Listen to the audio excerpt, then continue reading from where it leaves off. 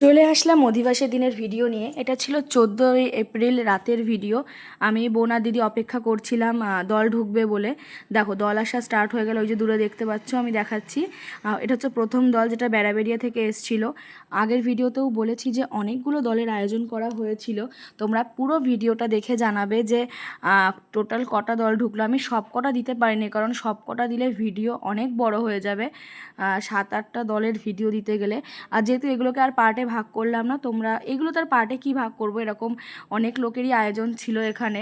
তো দেখো, দেখতেই পারছো এক এক করে দল আসছে। আর আমার মামাবাড়িরা, মানে মামি, মামা, মাসি, মেসো, সবাই মিলে বরণ করে নিচ্ছে। আর আমার বাবাকে এইসব ভিডিওতে তোমরা দেখতেই পাবে না, কারণ উনি ছিল পুরোপুরি রান্নার দিকে, রান্না বান্না, চারদিকে খেয়াল রাখা, উনি ছিল ওইসবের দায়িত্বে। কারণ সবাই যদি একদিকে থাকে তাহলে তো হবে না, চারিদিকে সবাইকে কিছু না কিছু দায়িত্ব সামলাতে হবে।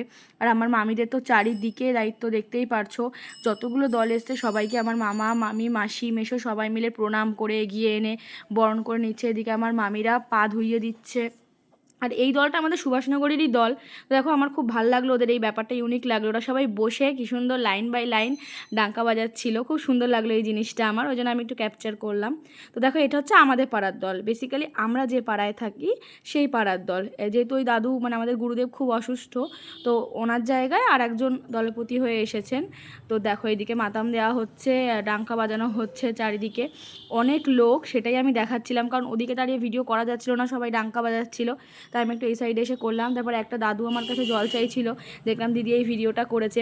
দেখো, আমি কিন্তু মাঝে মধ্যে প্রায়ই ভিডিও, মানে কাজ করে থাকি ভিডিও করার মাঝে মাঝে, কিন্তু সেটা ক্যাপচার করার কেউ থাকে না। আমি বেশিরভাগই ভিডিও আমি নিজেই তুলি। এদিকে আরও, মানে কথা বলতে বলতে দেখো আরও দল চলে আসছে এদিকে।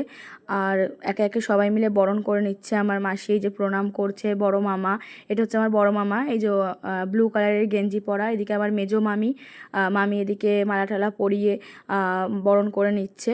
আর ওদিকে আমার সেজো মামাও রয়েছে, যেই আর কি এইগুলো সব প্ল্যান করেছে আর কি।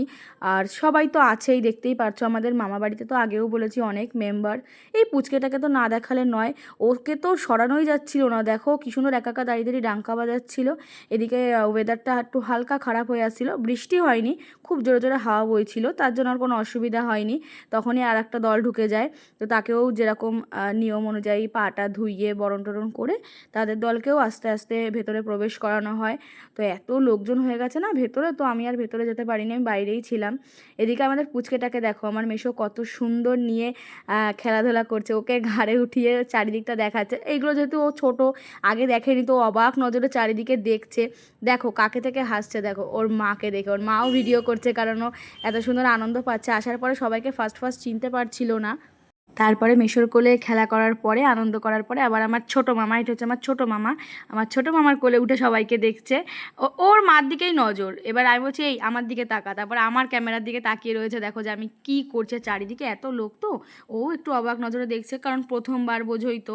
আর এদিকে দেখো খাওয়া দাওয়া স্টার্ট হয়ে গেছে দলদের, কারণ দলের লোকেরা অনেকে জানোই এসে আবার চলে যায়, ছেলেটেলেরা যারা ডাঙ্কা ডাঙ্কা বাজায়, সবাই তো আর থাকে না, দলপতি যারা তারাও প্রায় চলে যায়, কিছু কিছু লোক থেকে যায়। তো এদিকে অনেক লোকের আয়োজন। দেখো আমার দিদিও এখানে সার্ভ করছে, আমি তো অবাক হয়ে গেলাম, বললাম দাঁড়া তোর ভিডিওটা করি। এদিকে ওই ভাইটা, মানে ব্ল্যাক গেঞ্জি পরা ভাইটা বলছে, দিদি আমাদের ভিডিওটাও একটু তোলো। আমি বলছি হ্যাঁ, তোদেরটাই তো তুলছি। আমি আরও ভাবছি ওরা লজ্জা পাবে, এদিকে দেখছি ওরাই বলছে দিদি আমাদের ভিডিওটাও একটু তোলো।